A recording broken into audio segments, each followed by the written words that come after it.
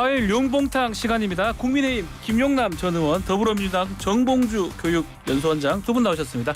안녕하십니까? 네, 안녕하세요. 김용남입니다. 자, 먼저 속보 하나 알려드리면요. 자, 북한이 동해상으로 탄도미사일을 지금 발사했다고 합니다. 자, 정보당국이 미사일 고도, 비행거리 등 세부 재원을 분석하고 있으니까요. 자세한 내용 이어진 뉴스에서 다시 말씀드리겠습니다. 자, 저희 이어가겠습니다. 자, 지금 최근에 일어난 사건 중에 이재명 대표 초대 비서실장 사망을 했습니다. 정치권 설전이 벌어지고 있습니다. 두 분 어떻게 보시는지 먼저 우리 김용남 의원님. 불행한 일이죠. 네. 사실은 이게 첫 번째도 아니고 이재명 대표 관련된 인물 중에 갑자기 사망하신 분이 다섯 번째고 네. 한 분은 뭐 병사로 보이니까 스스로 극단적 선택을 한 케이스 중에는 네 번째인데 이 사람을 살리는 정치를 해야 되는데 이렇게 주변에 있는 사람들이 자꾸 갑자기 이렇게 극단적 선택을 하게 된 데에는 그동안 행정을 하는 과정에서 너무 무리한 행정, 사실은 무리라기보다는 위법한 행동에 할 수 없이 관여를 했던 그 직원들이 지금 잇따라 그런 극단적 선택을 하고 있는 것이 아닌가 싶습니다. 네, 정봉주 의원님. 홍준표 의원이 그 2021년 대선 네. 경선 들어가기 전에 그 8월 13일인데요. 그 연합뉴스 기사를 봤더니 제목이 이렇게 나와 있어요. 윤 검찰총장이 포악한 수사로 5명이나 자살을 해서 석고 대죄를 하라. 이게 정확한 포인트거든요. 예를 들어서 그 혐의가 있는 사람이 있을 수도 있고 그렇지 않은 사람들도 있는데 황운하 의원도 80여 명이 그 지난 10년간 검찰 수사 과정에서 자살을 스스로 목숨을 끊었다 네. 그러잖아요. 네. 자, 이게 혐의가 있을 수도 있고 없을 수도 있습니다. 그런데 포인트는 뭐냐면 검찰 수사 과정에서 그 상당한 압박을 받고 그러니까 그게 그러니까 이제 언론에서는 사실 말하기 좋고 국힘에서도 말하기가 좋은 거예요. 이렇게 혐의가 있으니까 그것을 입을 닫으려고 그러다 목숨을 끊지 않았냐. 근데 정확한 인과관계는 검찰의 강압적 수사 행태예요. 예를 들어 그 다른 나라 검찰들은 자살 안 하지 않습니까? 선진국에서 이런 꼴을 보질 못해요. 그 스스로 목숨 끊은 분에게는 우리가 무척 그 유감의 뜻을 표명을 하고 조의를 표명하지만 왜 수사 과정에서 굳이 이런 일이 발생했을까? 그럼 정확한 인과관계는 자꾸만 이재명 대표하고 이렇게 연관을 시키는데 이재명 대표 건을 지금 예를 들어서 그 경기도 같은 경우도요. 대북 송금 문제로 약 10명 가까운 검찰 직원이 지금 상주를 한다 그러거든요. 네. 압수수색이 상주하면서 압수수색을 하는데 검찰 증인 나갈 사람들 계속 부른다는 거예요. 그러면서 여기서 나오는 얘기들은 끔찍한 얘기들이 나와요. 그러니까 이 문제를 자꾸만 이재명 대표와 연관을 시키고 싶은 심정은 이해는 하나 실질적인 인과관계는 검찰의 이런 강압적인 수사 행태에 대한 문제 제기를 해야 된다. 네. 이렇게 보는 게 맞습니다. 좀 시각들이 다른데 예.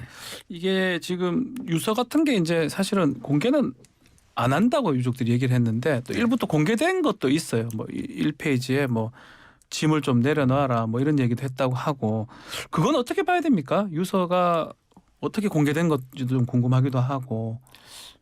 전면 공개는 안 되고 됐습니다. 그냥 일부 조각 예, 이렇게 예. 나오고 있죠. 그러니까 뭐 그거는 언론의 취재 과정에서 조금씩 나오는 것이 아닌가 네. 싶고요. 일단 고인이 되신 분은 석 달 전에 검찰 조사를 딱 한 번 받았다고 해요. 예. 그러니까 검찰의 어떤 수사 때문이다. 강압 수사 때문에 그렇다. 그러면 그 검찰 조사 직후에 이런 일이 벌어졌으면 뭐 그럴 가능성도 있을 수 있겠습니다만 석 달 후에 검찰 수사 때문에 이런 극단적인 선택을 하게 됐다는 건 너무 좀 뭐랄까요.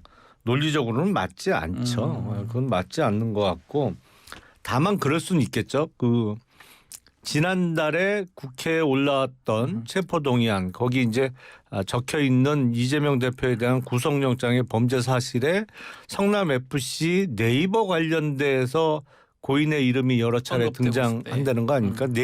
네이버와 관련해서 네이버는 우회해서 이렇게 40억을 쐈잖아요. 네. 그 과정에서 뭐 협의도 하고 절차상의 그 뭐 의논도 했겠죠. 이게 직접 성남 FC에 들어가면 대가 관계가 너무 명확해 보이니까 우회 경로를 찾아서 했으면 좋겠다. 뭐 아마 네이버 측의 요구가 아니었나 싶은데 그 과정에서 뭐 그걸 찾고 조율하는 과정에서 고인이 등장한 것 같은데 기소가 임박했음을 직감하고 뭐 그랬을 수는 있겠죠. 하지만 그런 위법한 행위에 관여를 시킨 사람이 누구냐 말이죠.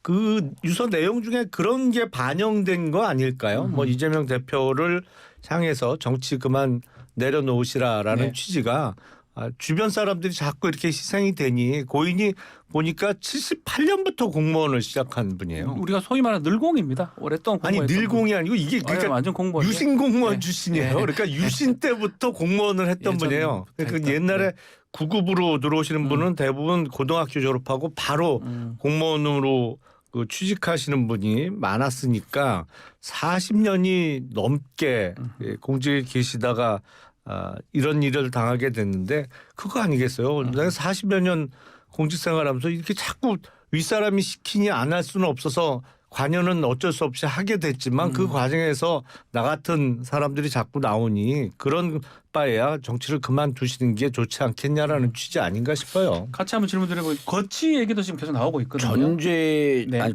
이 부분은 그냥 넘어가게 되면 이 방송을 들은 분들이 저 그 김용남 의원이 얘기하는 거 때문에 돌아가셨나 보다 이렇게 네.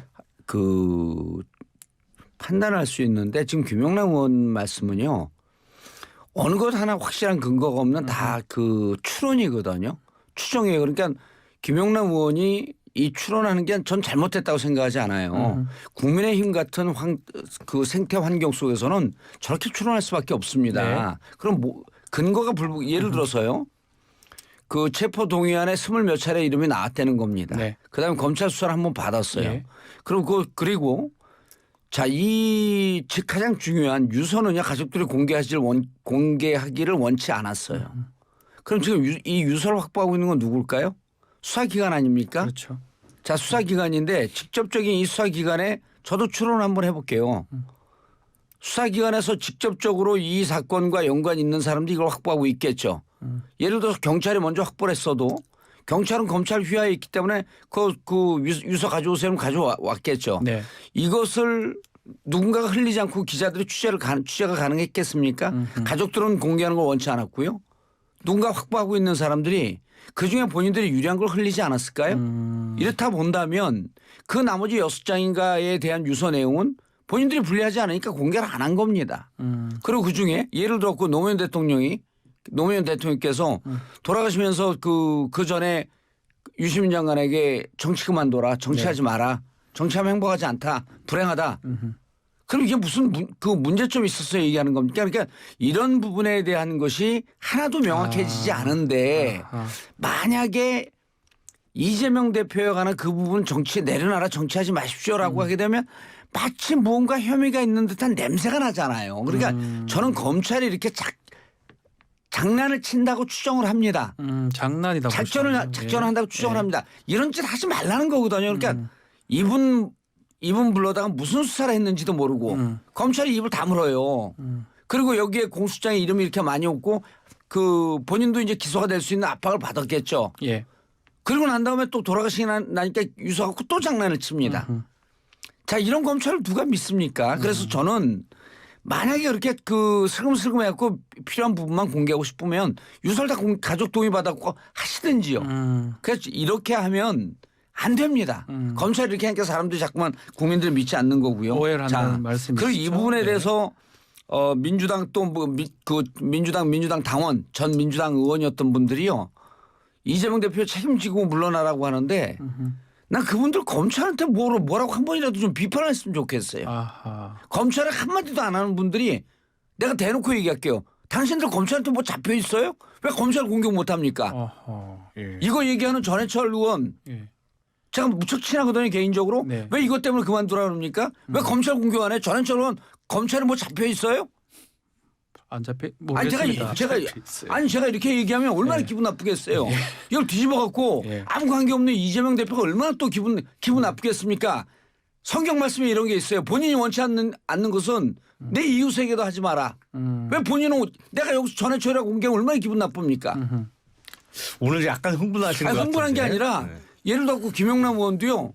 김영남 의원을 실명을 거명하면서 공격을 하면 기분 나빠요. 자, 윤영찬 그 얘기를 하는 의원도 거예요. 비슷한 얘기를 했습니다. 이 죽음에 대해서 최소한 도의적 책임 져야 되는 거 아니냐 이런 얘기를 했거든요. 그 부분은 어떻게 보십니까? 검찰은 먼저 책임을 묻고 그다음에 이재명 대표한테 얘기하라는 거예요. 순서가 잘못됐다는 직접적인 인과관계가 어디에 있는지를 먼저 파악들 하시고 그리고 지금 김영남 의원한테는 제가 그랬잖아요. 우리하고 있는 서식처도 다르고 생태 환경도 다르기 때문에 김영남 의원이 비판하는 건 맞습니다. 아, 국민의힘 쪽에서는 그렇게 할 수 있지만 그러면 그리고 국민의힘에 충실한 분이에요 아주 훌륭합니다. 네. 근데 그 민주당 의원들이요. 네. 인과관계 확인하지 않고 검찰과 똑같은 얘기를 할 수는 없는 거 아닙니까? 네. 알겠습니다. 민주당 주류는 보면 그 고장난 녹음기 같아요. 네. 모든 게 검찰 때문이고 모든 게 검사들 때문이고 아니 뭐 그런 측면이 일부는 있을 수 있겠습니다만 말씀을 계속 가장 직접적인 원인은 사실은 이재명 대표로부터 찾아야죠. 모든 걸 검찰 탓으로 돌리는 건 저는 옳지 않다고 생각해요. 그 알겠습니다. 국힘은요 똑같이 돌려드릴게요. 국힘은 고장난 녹음기 같아요. 네. 모든 게 문재인 정부 탓입니다. 네. 알겠습니다. 문재인 정부 없으면 정권 유지 어떻게 하겠어요. 알겠습니다. 그럼 문재인 정부에서요. 서울중앙지검장 임명하고 검찰총장 윤석열 검찰총장 임명해서 지금의 이 대통령 자리까지 있었음을 감사히 여기세요. 추미애 전 법무부 장관이 큰 역할을 알겠습니다. 했죠. 그렇죠. 감사히 여기세요. 민주당 얘기 조금 더 이어가면요. 그 뭐 이하고 관계가 되는지는 몰라도 전해철 의원 얘기를 좀 하셨으니까 다시 얘기를 하면 인사 얘기를 했어요. 탕평 인사 이런 얘기를 하면서 좀 책임도 져야 되고 이게 공천으로 좀 들리기도 한데 김영남 의원님 얘기 먼저 들어보고 예. 다시 정봉주 의원님한테 여쭤보겠습니다. 그 내년 4월 총선이잖아요. 예. 그러니까 횟수로는 13개월 남았는데 사실상 1년도 안 남은 거죠. 공천 절차 이렇게 돌입하는 거를 계산해 보면 네. 이제 뭐 올 연말부터는 본격적으로 그 과정이 시작이 되니까요. 네. 국회의원들은 뭐 이거 뭐니 시작한 뭐니 해도 겁니까? 사실 시작한 거로 봐야 됩니까? 사실 이제는 보면 각 당에서 예. 총선 준비 기획단이 이제 조금 있으면 예. 차려지기 시작할 거거든요. 그러면 거기서 이제 물론 지금 선거법이 어떻게 개정될 거냐도 가장 중요한 문제겠습니다만 공천을 어떻게 할 거냐, 어떤 그 뭐 심의 기구나 어떤 절차를 거쳐서 할 거냐라는 게 아무래도 현역 국회의원을 비롯해서 내년 총선 출마 희망자들은 가장 관심사고 중요한 일일 수밖에 없는데 소위 비명계에서는 계속 불안한 거죠. 안 될까 봐요. 그래서 이렇게 얘기를 하는 겁니까? 그렇게 보시는 겁니까? 아니 뭐 그럴 수밖에 없죠. 네. 당연하다. 예. 예, 정봉주 의원님. 네. 이런 국민의힘 분석은 정확한 겁니까? 제가 이제 네. 그 주제 들어가기 전에 이제 네. 방금 전해철 의원이 마치 뭐 잡혀 있는 것처럼 이렇게 얘기한 건 네. 그렇다는 것이 아니고 아닌 거죠, 네. 아니죠. 아닌데 그렇게 누가 추론하면서 얘기하면 얼마나 기분 나쁘겠냐 이제 이런 예를 네. 듣는데 워낙 제가 이제 좀 세게 얘기하다 보니까 뭐 전해철 의원 뭐 있는 거 아니냐 네. 이렇게 오해하시는 분들이 있을 것 같아요. 이제 그걸 바로 잡아드리고요. 예. 지금 그 김영남 의원 말씀이 맞아요. 공천 시작된 거거든요. 그리고 이제 민주당은 국힘이 없는 뭐가 하나 있어요. 이번 공천 앞두고. 뭐냐면 계속 그 당원 당규에서 또 많은 당원들이 예. 동일 지역 3선 아하. 제한제 얘기가 오래전서부터 나왔습니다. 예. 그리고 지금 원내대표 출마하는 홍익표 의원 같은 경우는 성동의 지역구를 두고 있다가 성동에서 3선했습니다. 서초 쪽으로 간다면서요? 예, 서초 을 지역위원장이 더 이상 출마 안 하겠다라고 하는 상호간의 합의가 좀 이루어졌는지 서초 을로 갔어요. 그리고 별 충돌 없이 갔습니다. 네. 그래서 제가 물었어요. 직접 만나갖고 왜 갔냐 그랬더니 당원들이 동일지역 3선 그 출마 금지 뭐 이런 얘기도 하고 네. 그래서 그런 것 같고 뭐 창피하게 싸우기 그러기보단 스스로 옮겼습니다. 범지로 가란 얘기였거든요. 네. 근데 이제 이 문제가 아마 그 많은 의원들이 걸려요. 근데 이재명 당대표가 이거 안 하겠다라고 얘기했거든요. 네. 말씀하셨어요. 그리고 인위적으로 그 연령 때문에 혹은 선수 때문에 인위적으로 쳐내는 일 없겠다. 이건 뭐냐면 그 함의를 들으면 개혁 공천을 하되 상대방이라고 해갖고 나와 척진 진영이라고 해서 인위적이거나 강제적으로 쳐내는 공천하지 않겠다라고 하는 것을 누차 밝혔거든요. 예. 그럼에도 불구하고 불안한 것 같아요. 아. 근데 당은요. 이제 김영남 의원도 공천 대상이 곧 되겠지만 예. 당은요. 저쪽에서 이제 국힘에서 친박 학살한 적이 있고 예전에요. 예. 친이 학살한 적도 있고 맞습니다. 민주당이 그 김종인 2016년 김종인 비대위원장이 왔고 3.86 운동권을 쳐낸 일이 있지만 네. 그때 우리가 학살이라고 얘기 안 했어요. 그럴 정도로 민주당이 시스템 공천이 정착이 되어 있는 데이기 때문에 비합리적으로 이렇게 누구를 죽이거나 쳐내지 않습니다. 네. 그런 걱정 안 하셔도 될 것 같아요. 네, 걱정하지 말라. 그래서 예. 다른 목소리 좀 내지 말아 달라 이 말씀인 건가요? 그러니까 지금 윤영찬 의원이라든지 전해철 의원이 그렇게 말씀하시는 건 그다음에 박영선 의원도 그 얘기했잖아요. 검찰권 아니 그 공천권 나와라. 내려놓으면 예. 그 사법 리스크에서 벗어날 수 있다. 예. 아니 검찰과 뭐 연결이 되어 있나요? 이해가 안 되는 발언들을 해요. 그래서 실질적으로 그렇게 공천에 대해서 염려하면서 다른 표현하는 분들 그렇게 얘기 안 하셔도 된다는 말씀을 드립니다. 알겠습니다. 걱정하지 말라고 하지만 걱정이 되는 거죠, 사실은. 자, 말 나온 김에 단독으로 예. 못 할 거예요. 이재명 대표가. 국민의힘 공천은 좀 이제 시작되는 겁니까 앞으로도? 이제 지난주에 새 지도부가 확정이 됐으니까 네. 이제 뭐 어제 당직 인선 맞습니다. 발표가 났잖아요. 예. 준비해야죠. 아하. 총선 기획 준비단부터 꾸려서 이제 시작할 텐데 곧 하겠죠. 마찬가지로 국민의힘도 이렇게 이 공천이 가시화되고 이러면 약간 분란도 있고 뭐 자본도 늘 들리고 그렇게 되는 총선 겁니까? 앞두고는 뭐 어. 총선 앞두고는 정당의 가장 좋게 얘기하면 에너지가 가장 끌어올릴 네. 때고 나쁘게 얘기하면 파열음이나 뭐 충돌 이런 게 가장 심하게 날 때가 총선 앞이죠. 근데 앞서 말씀드린 대로 제일 중요한 건 선거법이 어떻게 되느냐. 선거법. 지난번에 네. 연동형 비례대표제를 도입을 했잖아요. 그렇죠. 그걸 뭐 그대로 갈 수는 없을 것 같고요. 이 상태로 가면 또 예. 비례대표 전문 정당이 위성 정당이 나올 나오고 뭐 거고요. 소위 위성 예. 정당 문제가 나오고 할 거예요. 그러니까 선거법은 어차피 고쳐야 되는데 고치는 김에 지금 김진표 의장이 적극 추진하고 있는 중대선거구제로의 개편. 사실은 이건 1월 초에 윤석열 대통령이 공개적으로 언론 인터뷰를 통해서 화두를 던진 거예요. 근데 네. 제가 봐도 깜짝 놀랄 정도로 여당인 국민의힘에서 아예 논의를 안 해요. 이 문제에 대해서 아무도 입도 뻥끗 안 해요. 국민의힘에서 예. 보면 어떤 면에서는 뭐 친윤당이 됐다, 친윤당이다 그러는데 제가 보기엔 택도 없어요. 아니 대통령이 공개적으로 던진 화두에 대해서 아무도 얘기도 안 하고 예. 고민도 안 하는데 무슨 그게 친윤당이에요. 네, 정봉주 의원님. 그 선거법 선거제도 개편 네. 있어야 되고 선거법 개편이 있어야 되고요. 그리고 지난 2020년 그 21대에서 했던 100% 연동제 네. 그러면서 이제 30석 의석에 캡을 씌워놓은 것은 이번에 시행은 못합니다. 네. 왜냐하면 이번에 선거법 개정을 안 하게 되면 100% 연동제가 돼갖고 비례 정당이 더 이제 활성화될 수밖에 없거든요. 근데 이제 그거는 뭐 양당이 다 고치기로 했으니까 고치겠다고 했고 중선거구제, 중대선거구제는 일단 민주당에서는 받기가 좀 곤란해하는 것 같아요. 근데 저는 정치는 살아있는 생물이기 때문에 어떻게 될지 모른다. 네. 그리고 4월 30일까지 이번에 정개특위가 시한을 정해뒀지만 예. 4월 30일까지 선거구제 개편이 선거법이 개정되기는 쉽지 않다. 그렇다고 한다면 선거법 개정에 대해 선거법을 또 특별법을 만들면 되는 거거든요. 특별법으로. 예. 예, 그래서 지금 그 양당의 원내대표가 이제 4월 초, 5월 초에 뽑히기 때문에 네.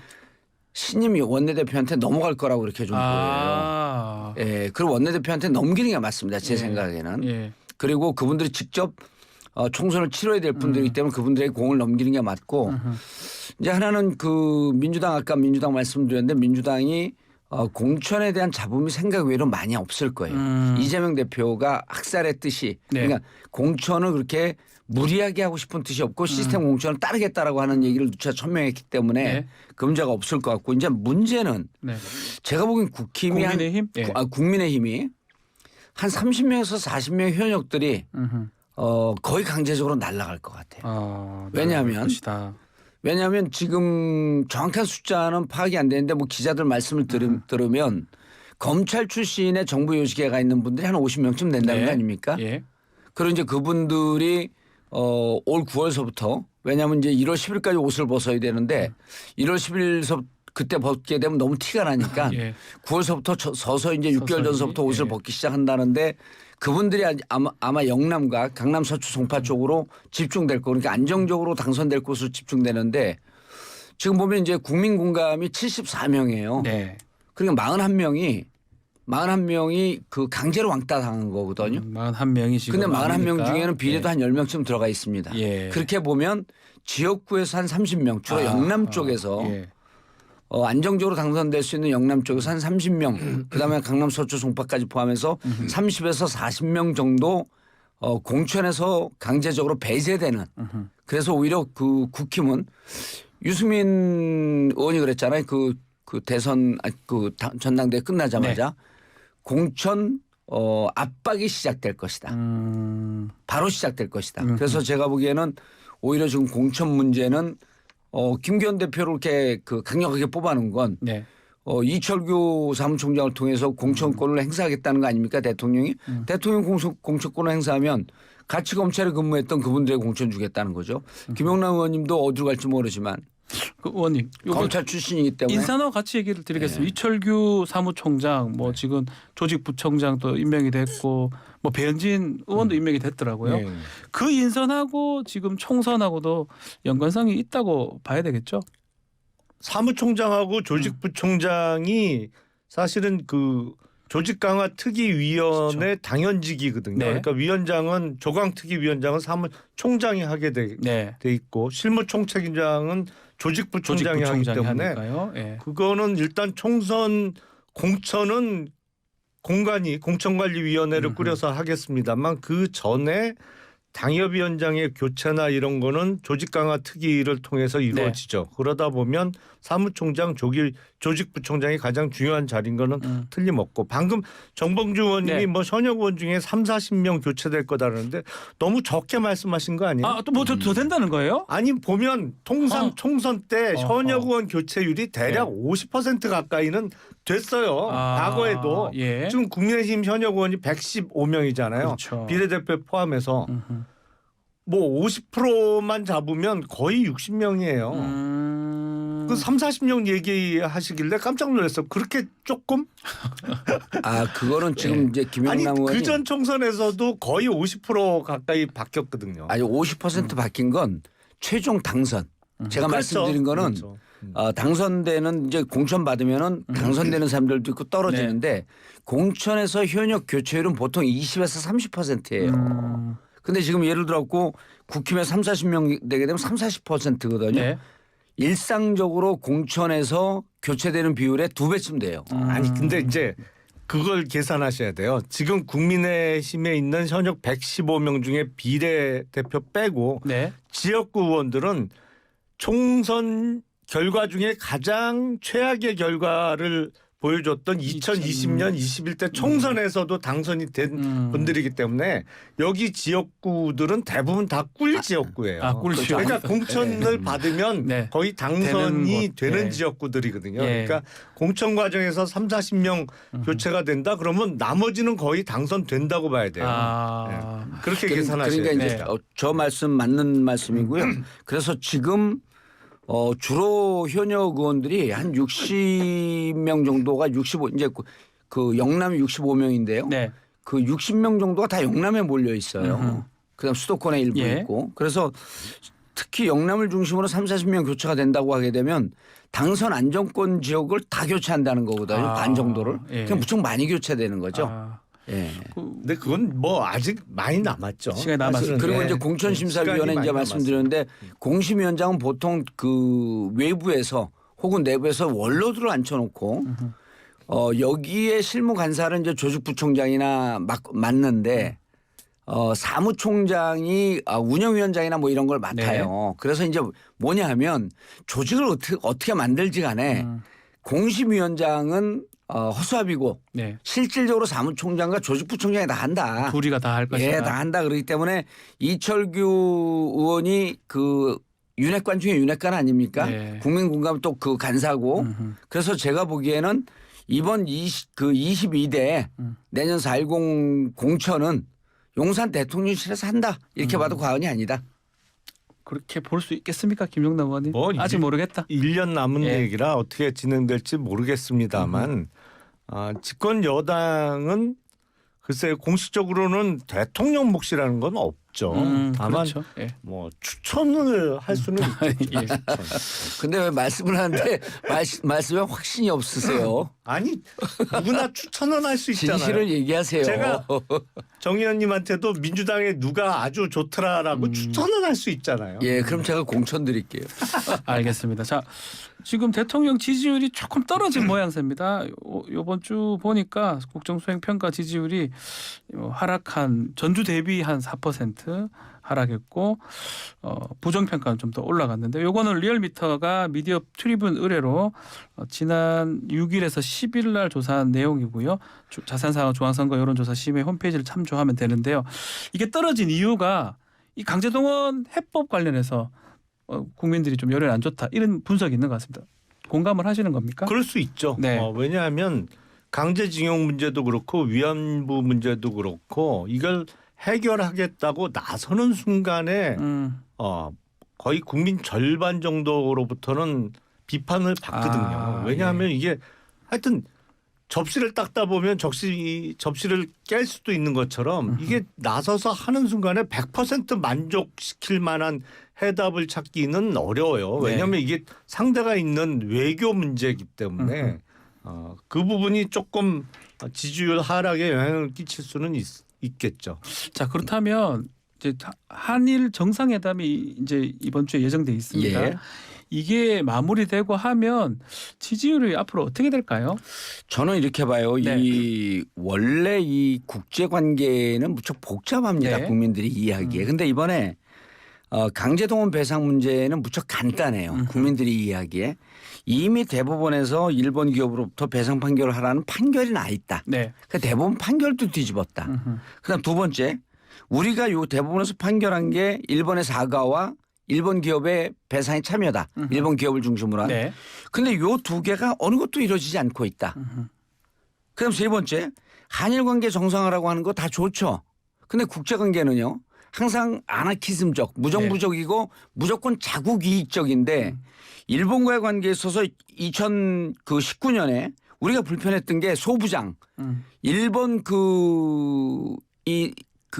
제품의 수출 규제였었거든요. 그렇죠. 근데 그게 국산화 내지는 수출 수입 다변화가 이루어졌다는 거예요. 네. 그러니까 지금 일본이 사과하지 않고 일본 기업이 배상에 참여하지 않는데 또 나중에 보니까 일본 기업들은 배상에 참여하고 싶었는데 일본이 막았다.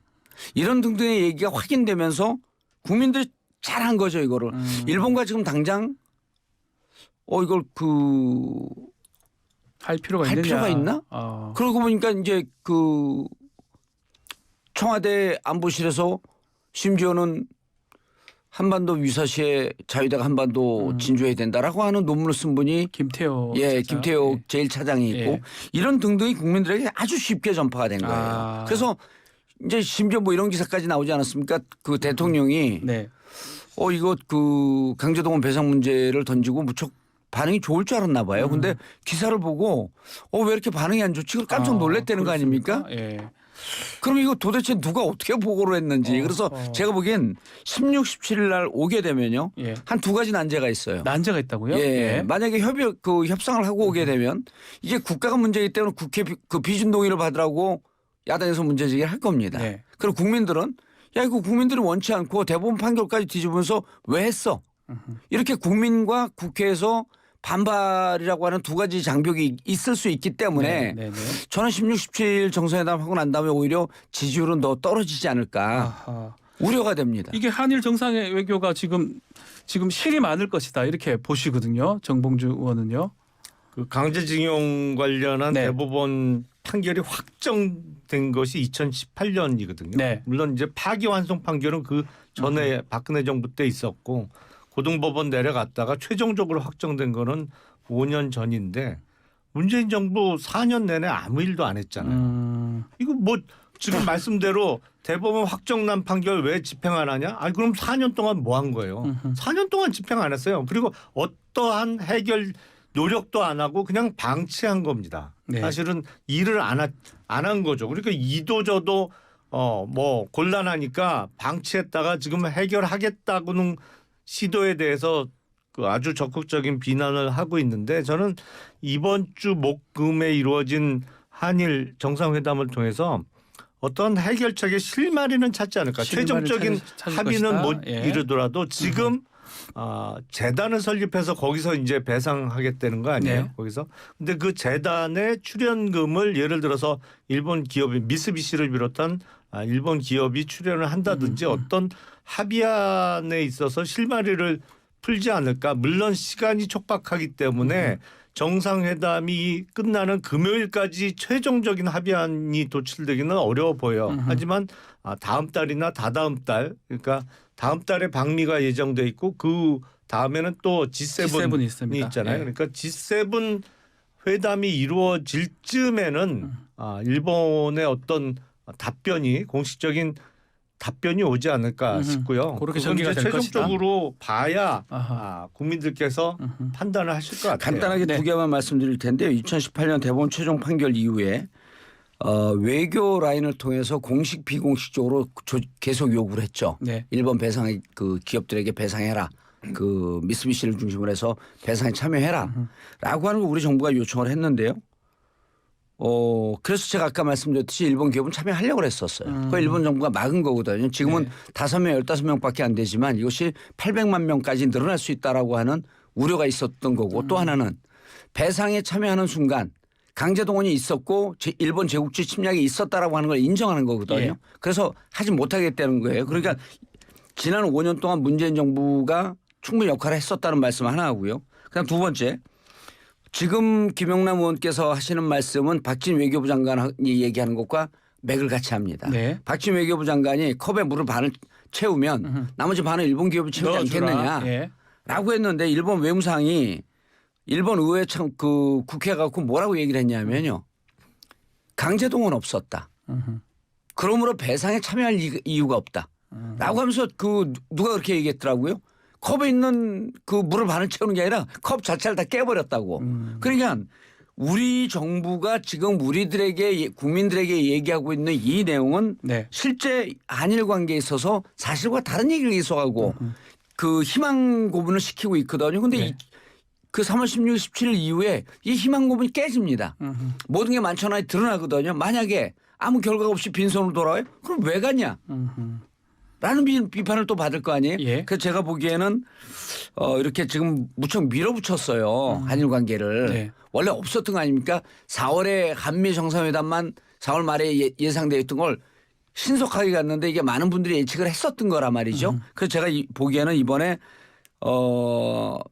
그 G7 정상회담에 초청받기 위해서 무리하게 밀어붙이는 것 같은데 16, 17일 이게 그 아주 대단한 그 난국에 처할 것이다. 해결해 갖고 오면 국회와 국민의 감정을 못 넘을 것이고 해결을 안 하면 해결 안 할 걸 왜 갔느냐라고 하는 비판을 받을 거기 때문에 좀 무리하게 정상회담을 잡은 거 아니냐. 잘 되긴 어려울 것이다 이렇게 전망을 하셨군요. 알겠습니다. 시간이 다 됐는데 요거만 짧게 한번 보시죠. 김재원 최고의 주말간에 교회 가가지고 5.18 전문 수록 반대한다. 또 전라도 표가 어떠니 그런 발언들을 했는데 그 부분 우리 김영남 의원님 어떻게 보십니까? 지금 근데 개헌 논의가 없잖아요. 네. 지금 본격화된 개헌 논의도 뭐 그런 취지에서 없고. 얘기했던 거라고 하긴 하더라고요. 네. 예. 그리고 사실은 개헌에 앞서서 선거법 개정도 지금 힘든데요. 사실은 선거법 개정이 그 소위 중대선거구제로 바뀌게 되면 자연스럽게 이게 권력 구조의 변화가 올 수밖에 없기 때문에 그 다음에 이제 헌법 개정 논의가 시작될 수 있는 구조인데 뭐 아예 지금은 논의 자체가 안 되고 있는 상황에서 김재원 최고위원이 전당대회 이후에 내놓는 발언을 보면 상당히 그 이슈마다 강성 발언을 네. 거듭하고 있어요. 아하, 맞습니다. 예, 당내 어떤 뭐 같이 갈 사람 못 갈 사람부터 시작해갖고 그래서 왜 그런지 모르겠는데 예. 저도 만나면 한번 물어봐야겠습니다. 짧게 정봉주님 말씀 듣고 마무리하겠습니다. 극우 정당 극우 정부화하는 거죠. 저게 당의 그 수석 최고위원의 발언인데 지금 개헌이 없기 때문에 별 의미가 없다 이렇게 덮기에는요. 저 잼 날린 거거든요. 네.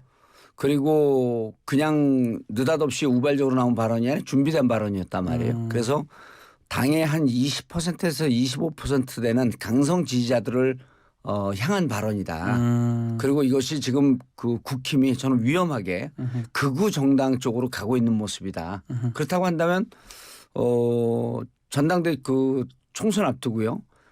그 건전 보수를 지향하면서 그 주장하는 정당이 공천에서 탈락한 의원들을 중심으로 해서 출연될 수밖에 없어요. 그래서 저는 새로운 보수 신당이 될 수 있다. 위험한 저 발언이 나오고 있는 거는 어찌 보면 분당으로 가고 있는 당내 분위기를 반영한 거 아니냐. 예. 제가 보기에는 국민의힘 분당보다는 더불어민주당의 분당이 더 빨라요.